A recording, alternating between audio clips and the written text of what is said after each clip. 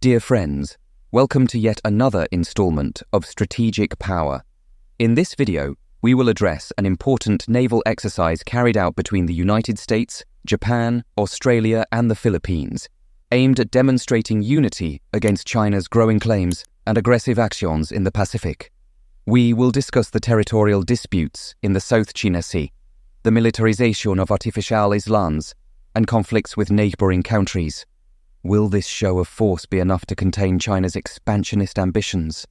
Subscribe and turn on notifications to stay up to date with all the latest developments.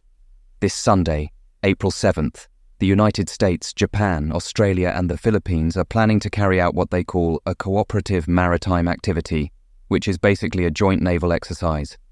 The objective is to conduct this exercise in the exclusive economic zone of the Philippines, as explained by the Philippine Defense Minister, Arsenio Andoang, with the purpose of ensuring a free and open Indo-Pacific for all nations. In the exercise, the littoral combat ship USS Mobile, the Australian frigate HMAS Warramunga, the Japanese destroyer JS Akebono, and two unidentified Philippine ships will sail together through the exclusive economic zone of the Philippines from south to north. But why is this rather common exercise being considered so important this time? Well, those who have been following the news are aware of China's claims in the South China Sea. In addition to wanting to control the island of Taiwan, which has long sought independence, Beijing also has its eyes set on possessing the entire expanse of the South China Sea, including the exclusive economic zones of countries like the Philippines and Vietnam, without presenting a convincing argument for doing so. The Chinese simply claim that the vast South China Sea, with almost twice the area of the Mediterranean, belongs solely to them and no one else. But they do not limit themselves to words.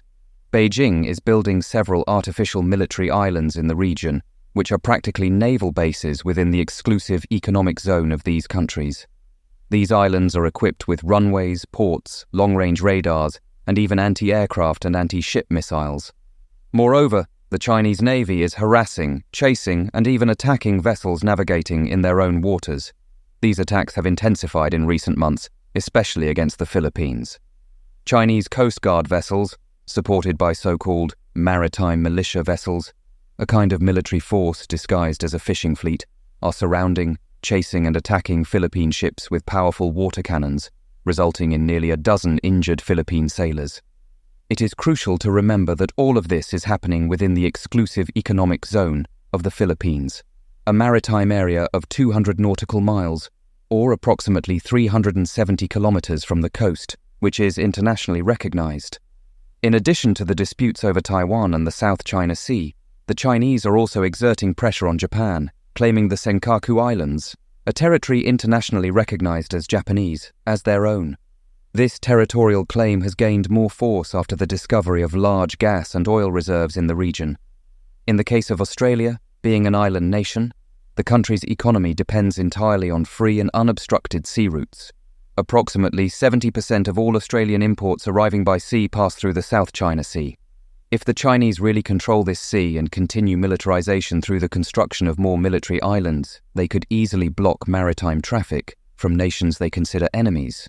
This would be a disaster for the Australian economy, which relies heavily on this important sea route. The United States is also involved due to its major allies in the region, Japan and the Philippines, with whom it has maintained a full military alliance since the 1950s.